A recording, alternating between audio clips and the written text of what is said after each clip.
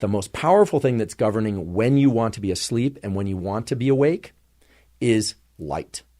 And in particular, it's governed by sunlight. Now, I can't emphasize enough how important and how actionable this relationship is between light and when you want to sleep. It's quite simple on the face of it, and it's quite simple to resolve, but people tend to make a big mess of this whole circadian literature, frankly. So let's just break it down from the standpoint of what's going on in your brain and body as you go through one 24-hour day. Let's start with waking. So regardless of how well you slept at night or whether or not you were up all night, most people tend to wake up sometime around when the sun rises. Maybe not right at sunrise, but within an hour or two or maybe 3 of sunrise. Now, I realize there are night shift workers and there are people traveling and experiencing jet lag where this is not going to be the case. We are going to deal with jet lag and shift work at the end of this podcast. But for most people, we tend to wake up about the time that the sun is rising or so.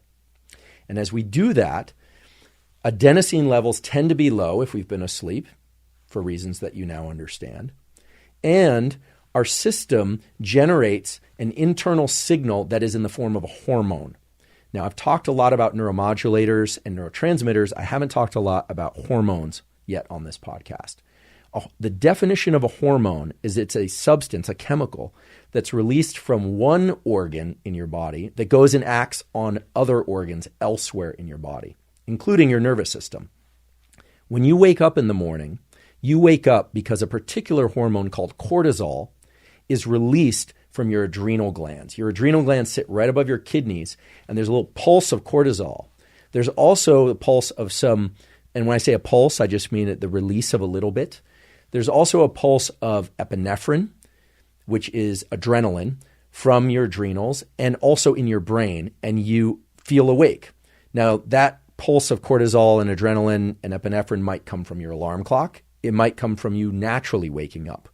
But it tends to alert your whole system in your body that it's time to increase your heart rate, it's time to start tensing your muscles, it's time to start moving about.